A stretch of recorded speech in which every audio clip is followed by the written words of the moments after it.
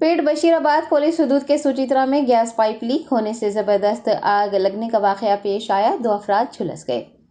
तफसीलात के मुताबिक कोमपल्ली सुचित्रा जंक्शन के करीब भाग्य नगर गैस कंपनी पाइप के जरिए सार्फिन को गैस फराहम करती है। पीर को पाइप से गैस के इखराज के नतीजे में जबरदस्त आग लग गई। इस वाक़े में 2 अफराद के जख्मी होने की इतलात मिली है, जिन्हें इलाज के लिए करीबी अस्पताल में भर्ती करवाया गया है।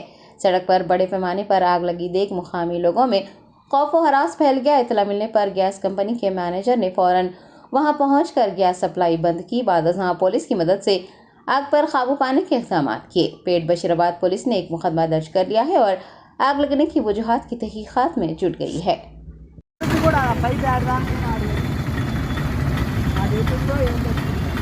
డబ్బా కొట్టు అవన్నీ ఒక డబ్బా కొట్టు కనుక్కున్నట్టున్నారు.